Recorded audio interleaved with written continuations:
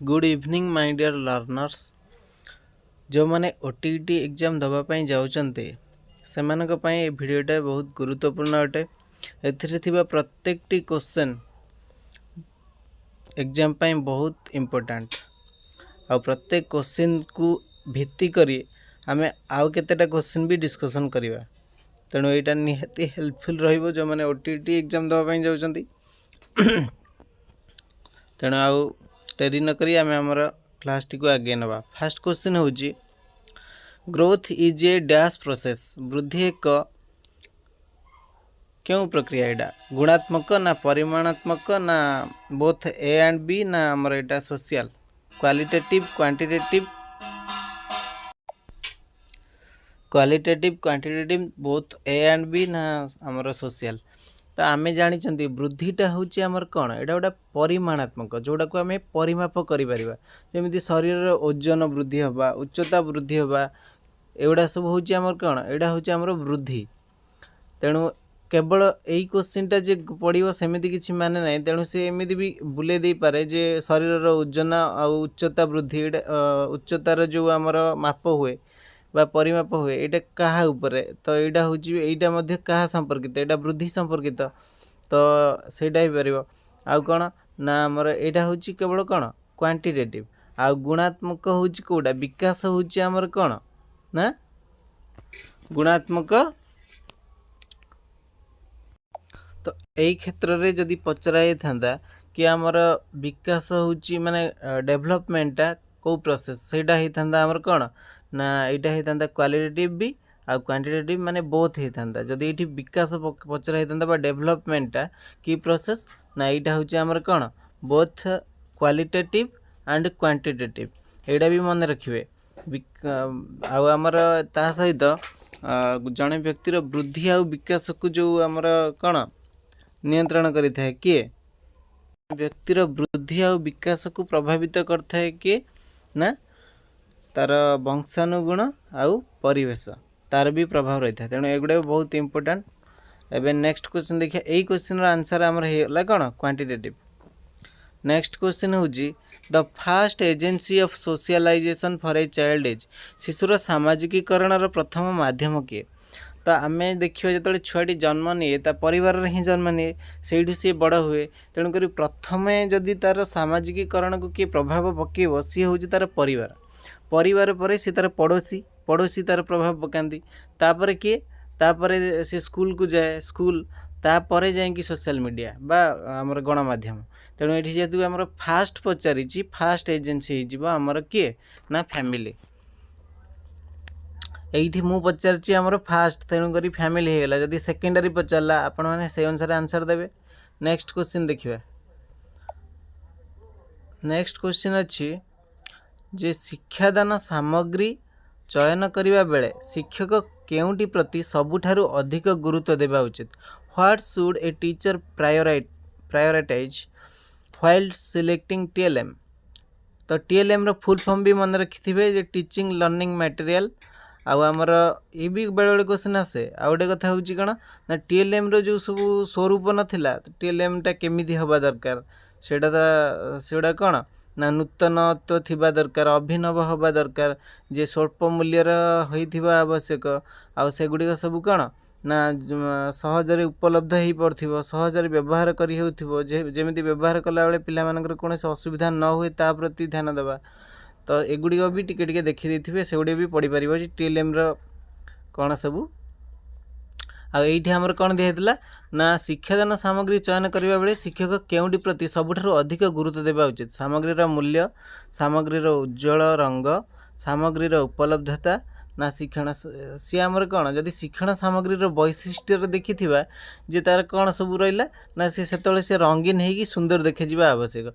किंतु आम सेटा एठी किंतु कौन दिखाई आम कौन देखिए जड़े टीचर हिसाब से आमर ये कौन रमग्रीर मूल्य उपर आम ध्यान देवा यहाँ तो नुहे सामग्रीर उज्ज्वल रंग प्रति भी हो पार किंतु यहाँ सामग्रीर उपलब्धता उपरे ना शिक्षण उद्देश्य आम मेन फोकस रही कौन आमर जो शिक्षण उद्देश्य रही ता संपर्कित से सामग्रीर किसी काम अच्छी कि आम जिते भी उज्जवल नहीं था जिते भी उपलब्धता तार था सेठी आउ किछि आमर दरकार नहीं आमर दरकार होछि आम जो सब उद्देश्य नहीं कि जाइछंती ता संपर्कित जदि से टीएलएमटा होइथिबो ताहेले सेइडा ही होछि कौन आम सुविधा हे आउ जदि आम बहुत रंगीन करी बहुत खर्च करके नहीं जाइथिबा देखला बेलू सी आम जोड़ा माने आम उद्देश्य अनुसार सी शिक्षण माने से सामग्रीटा कम आसुन ताहले सेटा लाभ कौन तेणु आमर फास्ट प्रायोरिटी कौन कौटा हे जे आम जो शिक्षण उद्देश्य बाछिचंती ताहा संपर्कित बा आमर सेई काम से सामग्रीटा व्यवहार हो पार कि तापर आम गुरुत्व देवा।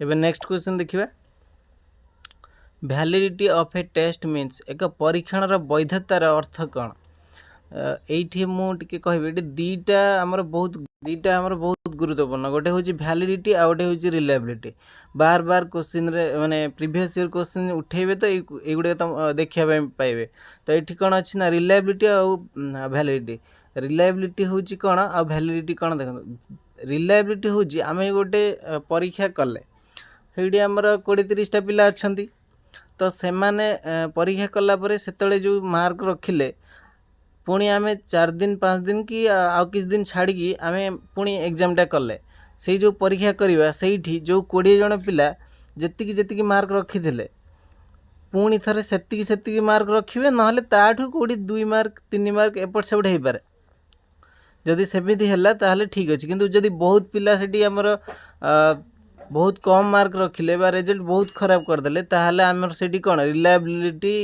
हैलानी तो से आमर विश्वसनीयता ता ऊपर डिपेंड करे आ वैधता हूँ कौन वैधता हूँ जे आम जहाँ ये क्वेश्चन अच्छी मुझे कहीदे ये कौन आमर अच्छी देखीदे it measures what it claims to measure it is a very long test it is difficult to score ना it is only for brilliant student यहाँ कौन अच्छी यह जो उद्देश्य प्रस्तुत ताहा मापिवा तो आमर कौन रिलायबिलिटी रो मेन ये हूँ कौन कंसिस्टेंसी माने जोटा किछि दिन पूर्वर परीक्षा रखते से पुणी थे परीक्षा गला जमी सेमती रोक से हूँ कंसिस्टेंसी उपर निर्भर करे कि रिलायबिलिटी किंतु वैधता आमर हूँ कौन आम जोटा जो जिनसटा आम कौन आम जो उद्देश्य प्रस्तुत कर तो सहीटा जदि से उद्देश्य को मापी पारे ताहले सेटा हूँ आमर कौन ना validity it measures what it claims to measure माने ये जहाँ जो उद्देश्य नहीं कि आम यहाँ स्थिर करते से मापी पारुची ताहले आम जानिया सेटा वैलिड ना सेटा वैलिड नुहे तेणु यार आंसर हो कौन यार बाकी गुड़ा तो देखते यह मूल्यांकन कष्टकर यह केवल मेधावी छात्रों एमती किसी न थाए तेणु यहीटार कौन हो ये measures what it claims to measure जो मैंने ऑप्शन ए देइचंती से मानकर करेक्ट आंसर अच्छी ऑप्शन ए। एबे नेक्स्ट क्वेश्चन देखिए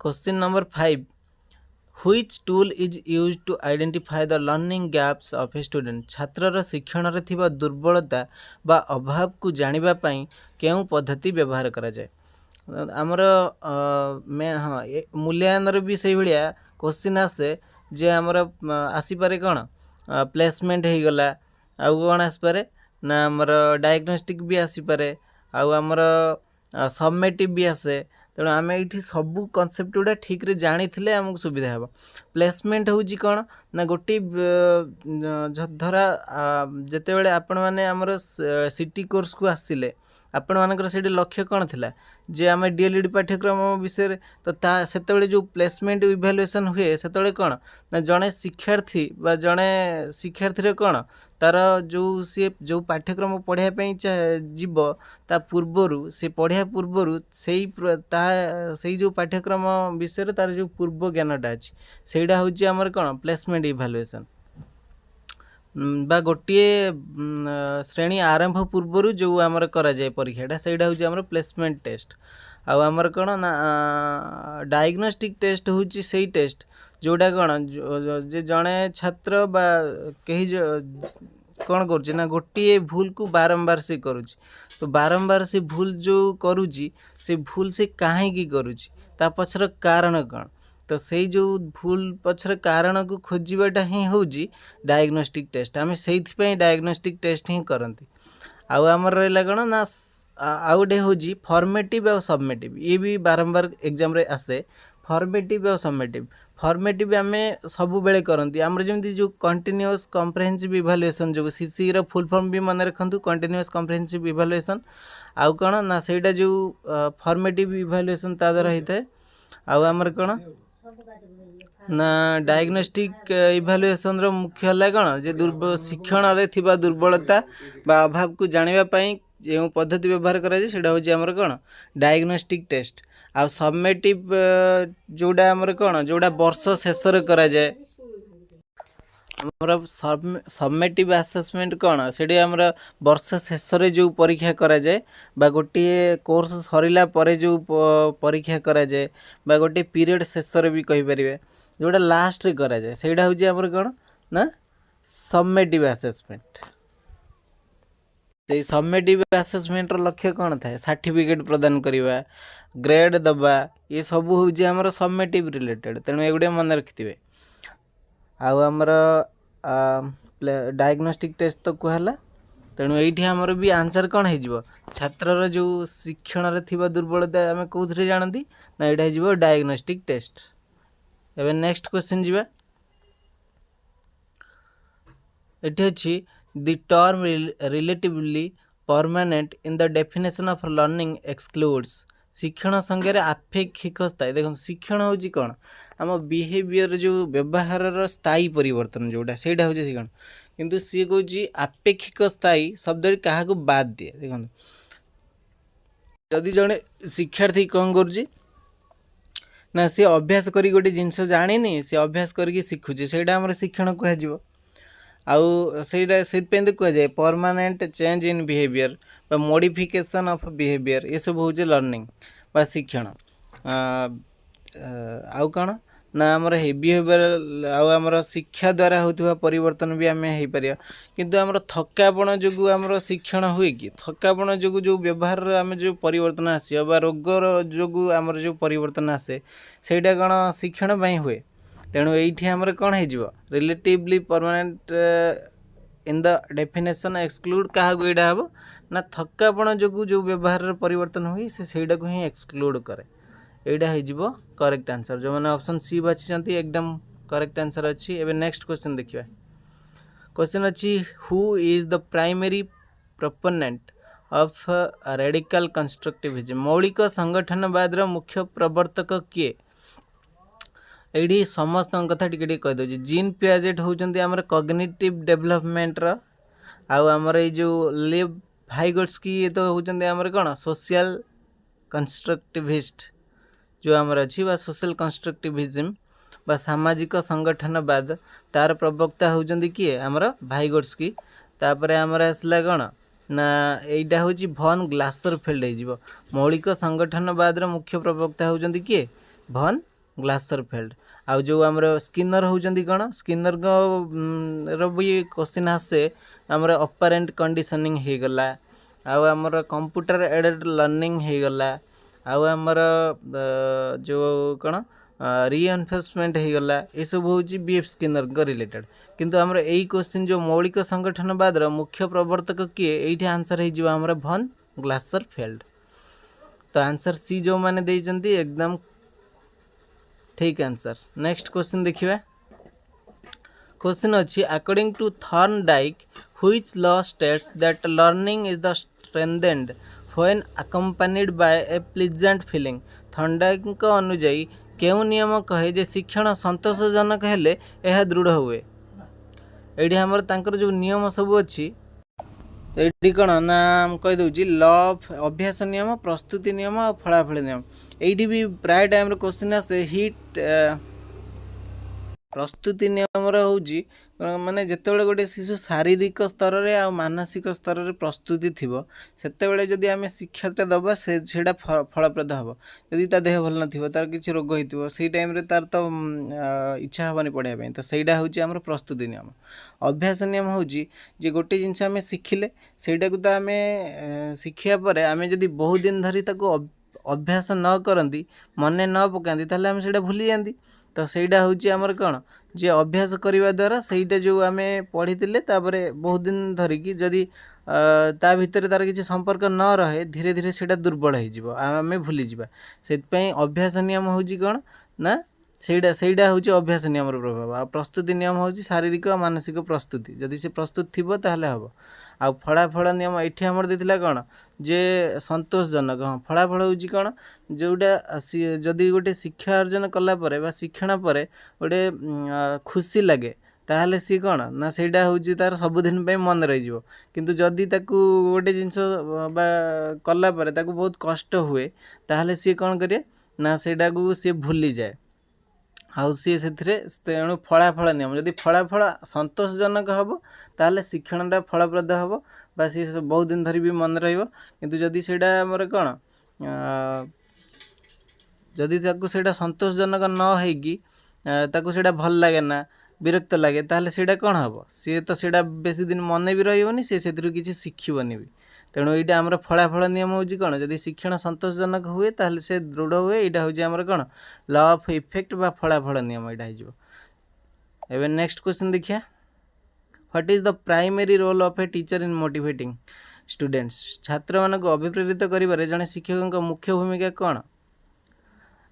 ଆମର ମୋଟିଭେଟ୍ କରିବା ପାଇଁ ତ ଏଠି ବି ମାନେ ମୋଟିଭେସନ୍ ଯେଉଁ ଶବ୍ଦଟା ଏଇଟା ଲାଟିନ୍ରୁ ଆସିଛି ସେଇଟା ବି ମନେ ରଖିଥିବେ। ଲାଟିନ୍ ୱାର୍ଡ଼ ମୋଭର ଆଉ ତାର ଅର୍ଥ କ'ଣ ତାକୁ ମନେ ରଖିଦେଇଥିବେ।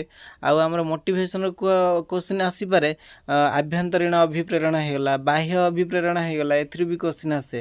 ସବୁବେଳେ ମନେ ରଖିବେ ଦଣ୍ଡ ପୁରସ୍କାର ଏଗୁଡ଼ା ସବୁ ହେଉଛି କ'ଣ ବାହ୍ୟ ଅଭିପ୍ରେରଣା। ମାନେ ଯଦି ଜଣେ ତମେ ଏଇ ପାଠଟା କର ନହେଲେ ତୁମକୁ ଦଣ୍ଡ ଦିଆହେବ ସେ ଦଣ୍ଡକୁ ଡରି ତାକୁ ପନିସମେଣ୍ଟ ଦିଆହେବ ବୋଲି ତାକୁ ଡରିକି ସେ ପାଠଟା କଲା ଏଇଟା ହେଉଛି ବାହ୍ୟ ଅଭିପ୍ରେରଣା। ଯଦି ତୁମେ କହିବ କି ଏଇଟା କର ତୋତେ ପୁରସ୍କାର ଦିଆଯିବ ତେଣୁ ସେ ପୁରସ୍କାର ପାଇବା ପାଇଁ ସେ କାମଟା କଲା ଏଇଟା ବି ବାହ୍ୟ ଅଭିପ୍ରେରଣା। କିନ୍ତୁ ଯେତେବେଳେ ସେ ନିଜେ ସ୍ୱତଃପ୍ରବୃତ୍ତ ଭାବରେ ଗୋଟେ କାମଟା କରିବ ତାର ଆଗ୍ରହ ଥିବ ତାହେଲେ ସେଇଟା ହେଇଯିବ କ'ଣ ନା ଆଭ୍ୟନ୍ତରୀଣ ଅଭିପ୍ରେରଣା। ତେଣୁ ଏଇଠି ଆମର କ'ଣ ଅଛି ଏଗୁଡ଼ା ବି କୋଶ୍ଚିନ୍ ଆସେ। କିନ୍ତୁ ଆମର ଏଇଠି କୋଶ୍ଚିନ୍ ଅଛି ଛାତ୍ରମାନଙ୍କୁ ଅଭିପ୍ରେରିତ କରିବାରେ ଜଣେ ଶିକ୍ଷକଙ୍କ ମୁଖ୍ୟ ଭୂମିକା କ'ଣ? କମ୍ପେୟାରିଂ ଷ୍ଟୁଡେଣ୍ଟ ୱିଥ୍ ଇଚ୍ ଅଦର ଛାତ୍ରମାନଙ୍କ ମଧ୍ୟରେ ତୁଳନା କରିବା ହେବନି। ଇଗ୍ନୋରିଂ ସ୍ଲୋ ଲର୍ଣ୍ଣର୍ସ ଧୀର ଶିକ୍ଷାର୍ଥୀମାନଙ୍କୁ ଆମେ ଅବହେଳା କରିବା ଏଇଟା ବି ନୁହେଁ।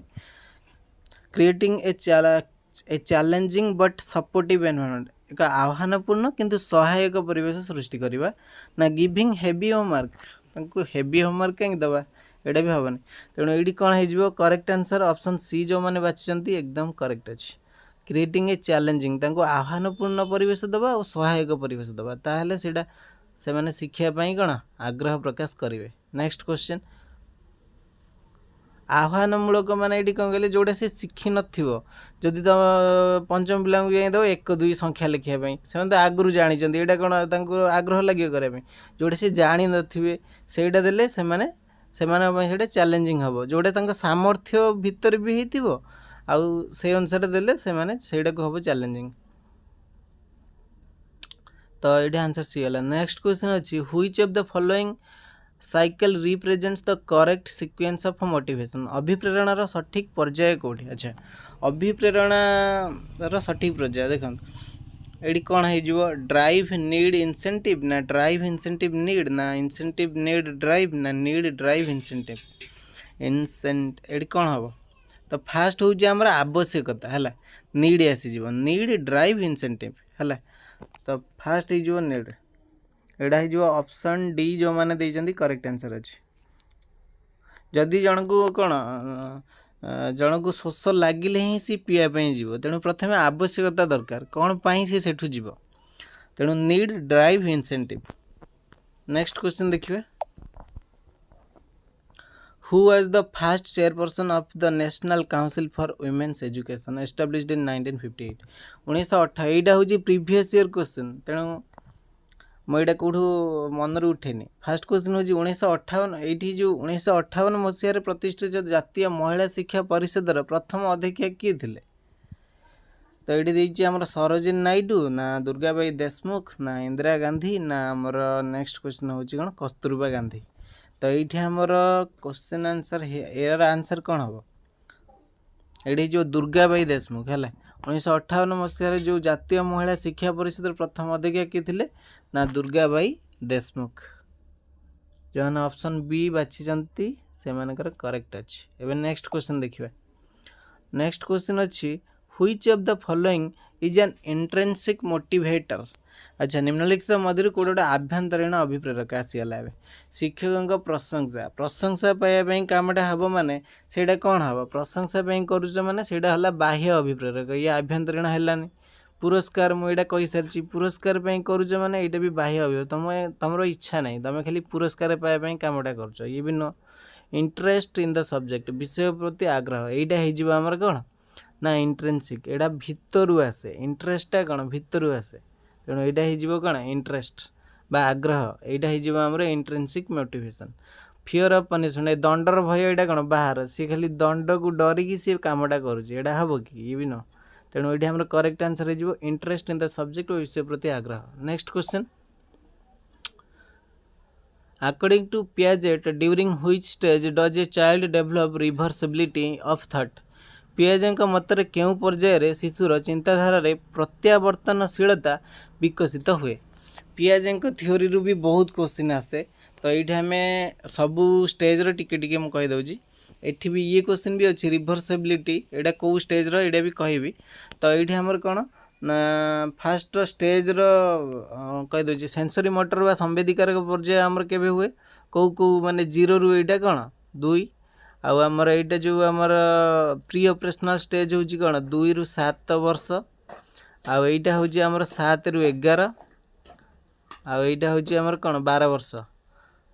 तो सेंसरी मोटर बेले शिशुर जो आमर विकासटा हुए ये बहुत इंपोर्टेंट टे मन रखिए सेंसरी मोटर तार कौन कौन सब डेभलप हुए सी कौन करे ना सेतबेले तार कौन हुए ना से सेंस माध्यम रे सब तार जो इंद्रिय गुड़ाक अच्छी तारी माध्यम रे सी तार जहाँ करे आउ सेतबेले तार कौन ना सी सही टाइम रे सी जानिया को पाए जे जो जिनसटा प्रथम रू सी जाने कि जोटा ता आखि आगरू चलीगला सी हूँ तार आही कि तार अस्तित्व ही ना से जो आमर कौन ऑब्जेक्ट परमानेंस मन रखि थे तो यही जो थिंकिंगटा बा वस्तुर स्थायित्व संपर्कित धारणा यहाँ तार से सेंसरी मोटर स्टेज रे ही डेभलप हुए। यहाँ पचरा हुए एग्जाम रे बार बार आसे पर जो आउे प्री ऑपरेशनल स्टेज जो आमर प्राक संकार्यधर्मी पर्याय ये आमर क्वेश्चन पचरा हुए कि प्री ऑपरेशनल रे जे ये कौन कौन सब तार काम हुए ना ये तार लैंग्वेज रो डेवलपमेंट हुए है आउ कौन हुए ना सी तो आमर ये कौन प्री ऑपरेशनल स्टेज रो सी तार सब डेवलपमेंट कौन हुए ना सी तार इगो सेंट्रिज्म माने अहम केन्द्रिकता जोड़ा थाए ता उपरे सी तार चिंताधारा पर्यवेसित होता है आउ सी केवल वस्तु को केवल गोटे गुण माध्यम सी जानीपे आउ कौन कंक्रीट ऑपरेशनल बेले तार कौन हुए ना सी श्रेणीकरण करें क्रमीकरण करें आउ आमर निज चिंतन को विपरीत चिंतन भाव से बदल पारे युड़ाक सब कै आई जो रिभर्सिबिलिटी ये जो आम क्वेश्चन रे थिला ना है रिभर्सिबिलिटी यहाँ कंक्रीट ऑपरेशनल बेले ही हुए आई जो स्थूल संकार्यधर्मी माने तार जो तार धारणा गुड़ाक स्थूल वस्तु उपर ही आधारित होता है कंक्रीट ऑपरेशनल स्टेज रे ये कंक्रीट ऑब्जेक्ट उपर ही सी जहाँ तार मंतव्य बा तार धारणा गुड़ाक होता है तेणु यहाँ हूँ कौन कंक्रीट ऑपरेशनल स्टेज आउ फॉर्मल ऑपरेशनल स्टेज तो आमर विमूर्त चिंतन हुए ये है हाइपोथेटिकल रीजनिंग एगुड़ा सब आसे फॉर्मल ऑपरेशनल तेणु आमर ये कौन होगा आंसर ये आंसर सी हो करेक्ट आंसर जो मैंने कंक्रीट ऑपरेशनल स्टेज देती बिल्कुल करेक्ट आंसर रिभर्सिबिलिटी। तो ये कौन कौन है कंक्रीट ऑपरेशनल कौन है ना सी निजर चिंतन को विपरीत भाव में बदल कहीपे आउ कौन कर श्रेणीकरण कर क्रमीकरण भी करें आउ जो वस्तुर नित्यता माने आगुरी सी कौन जानता ताकू जब गोटे छोट बोतल दिहब आ गए बड़ बोतल दिखाई आ छोट बोतल जी फुल पा दिखाई आ छोट बोतल जी पा से बड़ बोतल आम जब भर्ती करके दबा कहवा कौन अधिक पा अच्छी सी कह बड़ बोतल पा अधिक अच्छी किंतु एठी कौन हुए ना सी जानी जाए कि सी माने जगह बड़ हेले कौन हम से जी पा अच्छी से पा अच्छी तो यहाँ हूँ वस्तुर नित्यता संपर्क ज्ञान जोड़ा कि सी कंक्रीट ऑपरेशनल स्टेज रे ही डेवलप हुए एगुड़ाक बहुत थर क्वेश्चन आसपारे देखिपारे प्रीवियस ईयर क्वेश्चंस तो ये आम क्वेश्चन आंसर कौन हो आंसर सी हो जोटा कि concrete operational stage next question हूँ which of the following is not a physical characteristic of infancy. जो आमर निम्नलिखित मध्य क्योंटी शैशव अवस्थार शारीरिक वैशिष्ट्य नुहे। ये हूँ रैपिड वेट गेन द्रुत ओजन वृद्धि ना स्टेबल बॉडी प्रपोर्शन स्थिर शरीर अनुपात ना आमर जो दांतर विकास ना मस्तिष्कर द्रुत विकास। ये कहवा जो आमर शैशव अवस्थार बेसी आमर कौन हुए से द्रुत ओजन वृद्धि होता है। शैशव अवस्था द्रुत ओजन वृद्धि होता है आ तार जो आम दांतर विकास भी होता है आ रैपिड ब्रेन मस्तिष्क भी द्रुत गति से विकास होता है किंतु शरीर स्थिर अनुपात स्थिर शरीर अनुपात माने कौन कहले स्टेबल बॉडी प्रपोर्शन से हुए ना माने शरीर सबू जो बॉडी गुड़ाक सब बॉडीर विभिन्न पार्ट से कौन एका सांगे सब डेभलप हुए कि से तेणु स्थिर शरीर अनुपात रहे से तेणु यार आंसर हो नेक्स्ट क्वेश्चन देखिए। नेक्स्ट क्वेश्चन अच्छी निम्नलिखित मध्य केउटी अर्थपूर्ण शिक्षण वैशिष्ट्य नुहे। तथ्यर दीर्घकालीन संरक्षण शिक्षार्थीर सक्रिय अंशग्रहण तथ्यर यांत्रिक पुनरावृत्ति ना वास्तव जीवनर अनुभूति सहित संयोग। निम्नलिखित मध्य केउटी अर्थपूर्ण शिक्षणर वैशिष्ट्य नुहे। अर्थपूर्ण शिक्षण माने कौन से शिक्षार्थी कौन वास्तव जीवनर अनुभूति सहित सी संयोग करे निजे से सक्रिय अंशग्रहण भी करे आईटा जहाँफल कि कौन हुए ना सी जो जो कथाटा शिखे बा जहाँ भी शिखे से दीर्घकालीन पर्यंत संरक्षण होगी रहे बा तार मन रहे किंतु से जो यांत्रिक पुनरावृत्ति यहीटा हूँ आमर अर्थपूर्ण शिक्षण वैशिष्ट्य नुहे। जो मैंने आंसर सी देइचंती से मानकर बिल्कुल करेक्ट आंसर अच्छी। एबे नेक्स्ट क्वेश्चन देखिए। क्वेश्चन नंबर 15 अच्छी which of the following is not a characteristic of meaningful learning. एटा हूँ कौन ना कैरेक्टरिस्टिक ऑफ मीनिंग अर्थपूर्ण शिक्षण एटा सही क्वेश्चनटा किंतु सेटा ओडिया थिला एटा इंग्लिश रे अछि। हो ठीक है। नेक्स्ट क्वेश्चन देखिए which approach is most likely to promote learning how to learn. केउ पद्धति किपरि शिखिबे ताहा शिखिबारे प्रोत्साहित करिवार संभावना अधिक। परीक्षा केन्द्रिक शिक्षण केन्द्रिक ना आमर शिक्षक केन्द्रिक ना आमर पाठ्यक्रम केन्द्रिक। तो आमे शिखिबारे कौन गुरुत्व देवा आमे सब बेले गुरुत्व देवा कौन शिखिले केते शिखिले ता उपरे गुरुत्व न देकी गुरुत्व दे जाए किपरि शिखिले जिनसटा। तेणु यहाँ क्या उपर एटा कौटा एग्जाम सेंट्रिक तो यहाँ हेनी आ टीचर सेंट्रिक तो यहाँ नुह लेक्चर मेथड रे पढ़ाई दियंती से तो टीचर निजे होती सबकि आउ जहाँ करेंगे निजे करेंगे सी भाव आमर सिलेबस सेंट्रिक पाठ्यक्रम केन्द्रिक भी हेनी तेणु ये लर्निंग सेंट्रिक हो करेक्ट आंसर। जो मैंने ऑप्शन बी बाछी बिल्कुल करेक्ट आंसर अच्छी। नेक्स्ट क्वेश्चन देखिए। Question number 17 which of the following is a classic teacher centric method. निम्नलिखित मध्य कौटा एक पारंपरिक शिक्षक केन्द्रिक पद्धति। तो पूर्वर शिक्षक केन्द्रिक पद्धति रे कौन थिला रे ना सेठी थिला हमर जे शिक्षक होउचंती सब किछि जानिचंती पिला माने किछि भी जानि नाहंती तेणु से जहाँ कहिबे सेटा होउची किंतु एटा हूँ आमर भूल धारणा।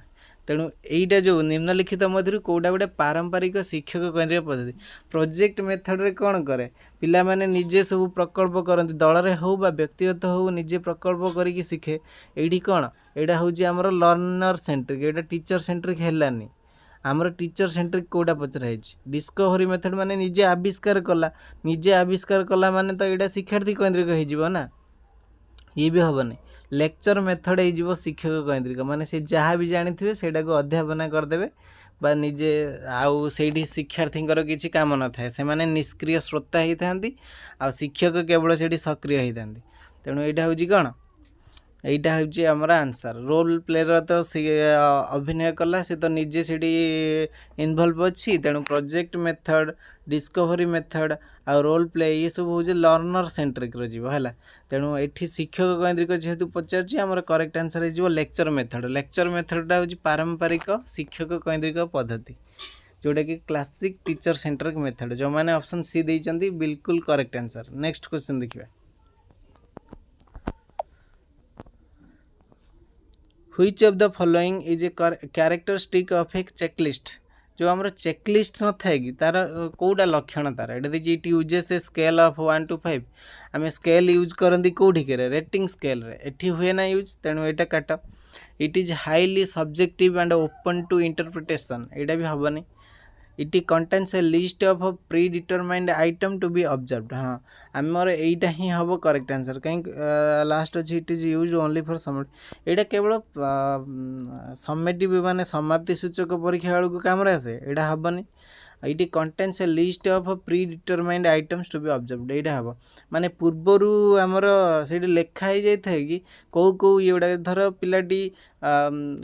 पिलाटी स्कूल आसूची से सब बेले स्कूल को जो ठीक समय आसूची कि नहीं हाँ कि ना सब लेखाई थी आम खाली से ठीक कि ना से आमर चेकलिस्ट खाली हाँ कि ना चेक करा जाए सी माने परिष्कार परिच्छन्न होगी आसूची कि नहीं तो एगुड़ा सब कौन चेकलिस्ट आगुरी कौन सब हम कि ना से लेखाई रही था खाली आम ऑब्जर्व करती जोड़ा ऑब्जर्व कराव से लेखाई थाए यहाँ खाली ठीक भूल मरा हुए ठीक हाँ कि ना सेटा हुए तो यहाँ हो चेकलिस्ट कौटा ये contains a list of predetermined item to be observed जो मैंने ऑप्शन सी बाछी से बिल्कुल करेक्ट आंसर अच्छी नेक्स्ट क्वेश्चन देखिए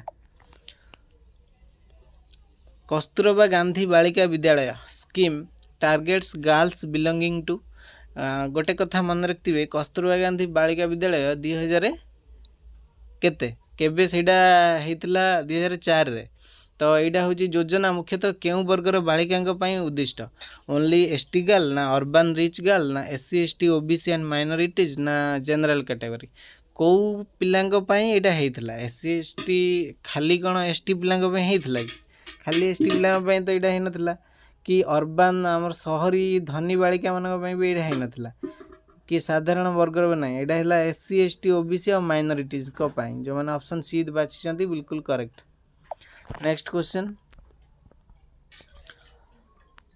while speaking to a hearing impaired child the teacher should ensure that श्रवण बाधित पिला सह कथा हेबा समय रे शिक्षक केउ विषय निश्चित करबा उचित देखो श्रवण बाधित माने कौन सी ताको ठीक रे शुभेनी किंतु कम कम शुभा जाए एटी कहूँ कि his face is clearly visible to the child he covers his mouth से निज मुँह को घोड़ाई रखिए हि स्टांड्स बिहाइंड द चाइल्ड से पिला पछरे ठिया हेबे he speaks as fast as possible से अति शीघ्र कथा हेबे ना ये श्रवण बाधित पिला सह कथा समय शिक्षक कौन ध्यान दे आम निश्चित करवा दरकार कि कौन his face is clearly visible to the child C सीना किसी शुणी पारुनी किंतु से लिपसिंग जो न ओठर चालना को देखिकी सी जापर कि सी कौन कहते तेणु प्रथम कौन आम मुहर लाइटा ठीक रे पड़ा दरकार तेणु his face is clearly visible to the child जदि से पिलाटा को मुहटा भी ठीक रे देखा जाए तेणु से ओठर चालना को भी अनुसरण करी माने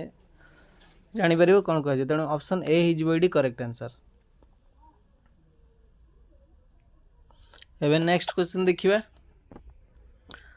what is full form of NCT full form बहुत पचारे जमती कि CWSN रो फुल फॉर्म कौन CWSN कौन चिल्ड्रेन विथ स्पेशल नीड आमर NCERT रो फुल फॉर्म कौन SCERT रो फुल फॉर्म कौन कमेंट सेक्शन रे सब जणांतु आउ आमर जमती NCF होची नेशनल करिकुलम फ्रेमवर्क करिकुलम आउ आमर एगुड़ा सब NCT रो फुल फॉर्म कौन करे national council for teacher education national committee for teaching English national commission technical education ना national council for training and education ये कौन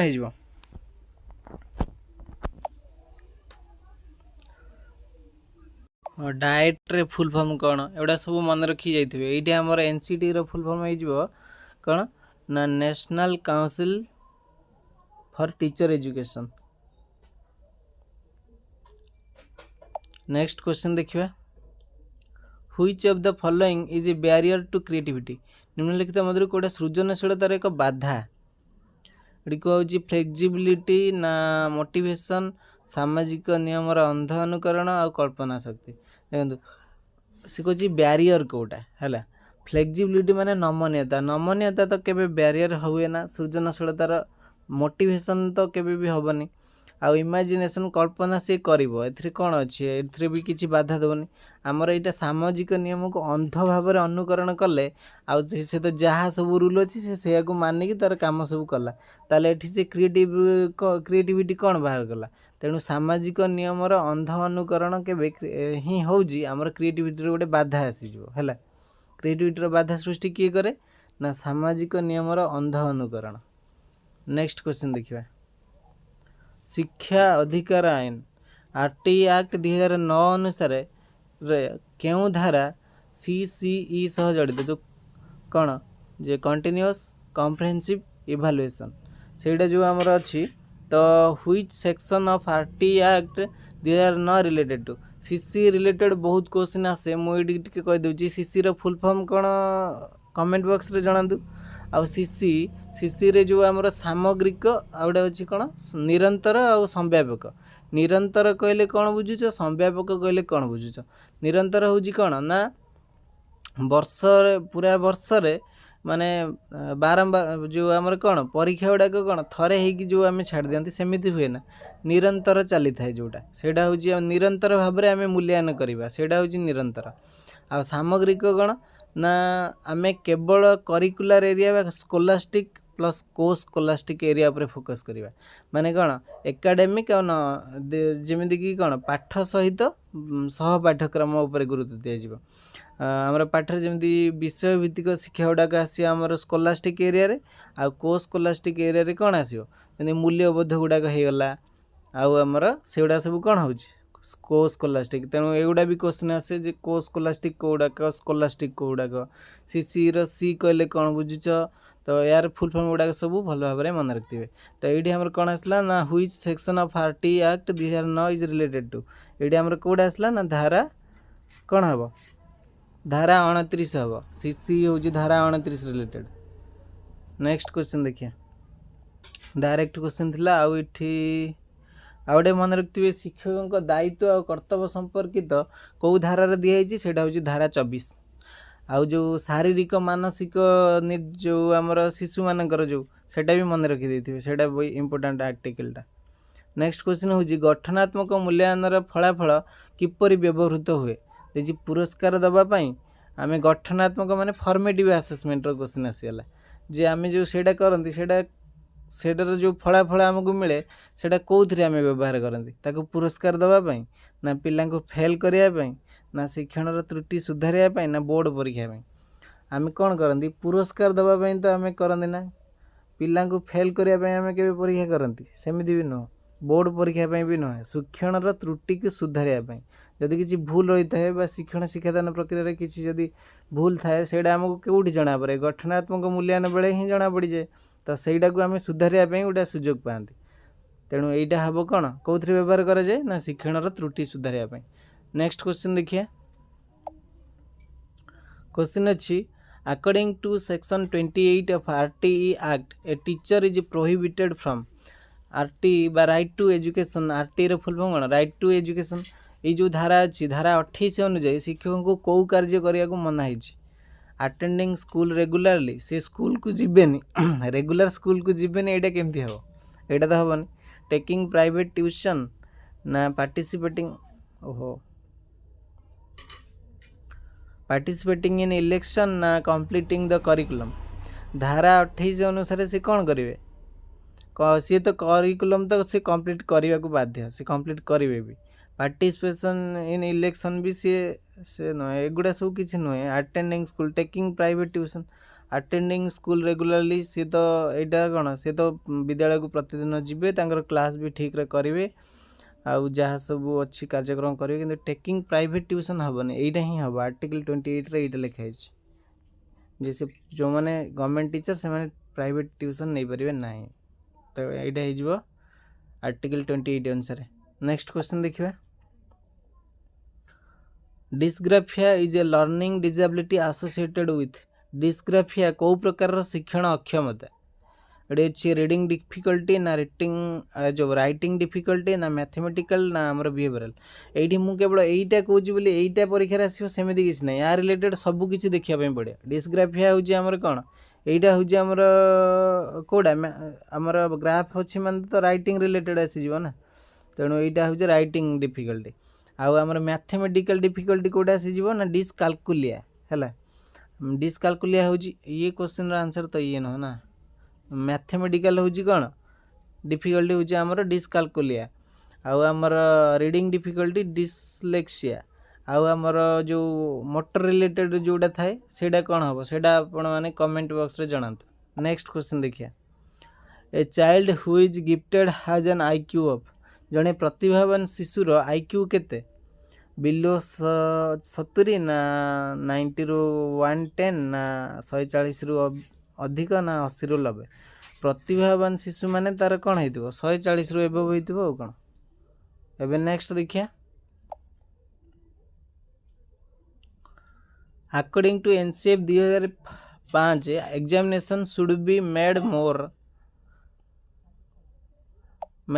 एटा कौन है NCF 2005 अनुजाई परीक्षा गुड़िक किपरि करा जिबा उचित हार्ड एंड डिफिकल्ट परीक्षा को आम हार्ड कठिन और डिफिकल्ट करदे पूरा flexible and integrated into classroom life based on long essays conducted only once a year आम वर्षरे केवल थरे परीक्षा करिबा NCF एमती केबे भी कहनी बेस्ड ऑन लॉन्ग एसे केवल आम एसे टाइप परीक्षा कराती जो लॉन्ग लॉन्ग क्वेश्चन ना एमती भी नुहे हार्ड एंड डिफिकल्ट तो केबे भी हेनी flexible and integrated into class यहीटा ही हो।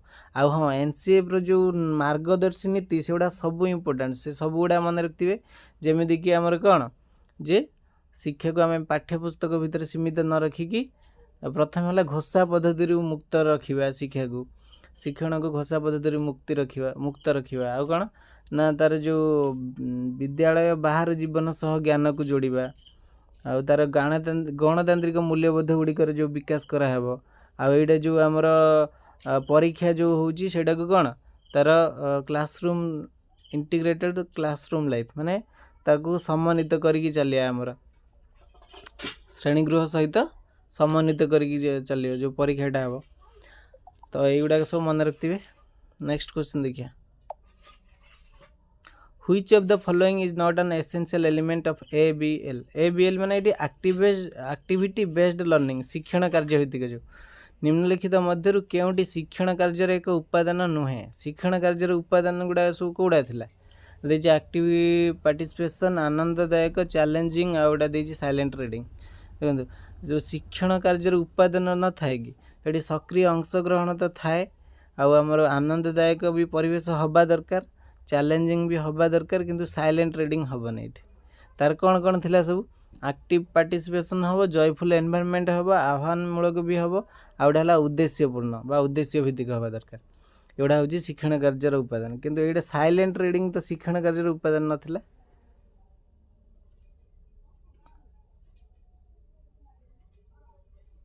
नेक्स्ट क्वेश्चन देखिए।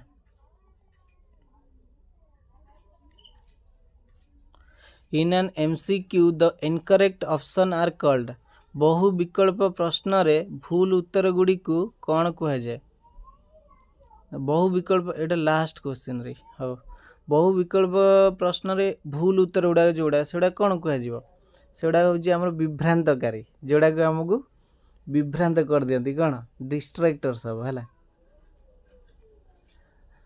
जो मैंने ऑप्शन बी बाछी बिल्कुल करेक्ट बाछी।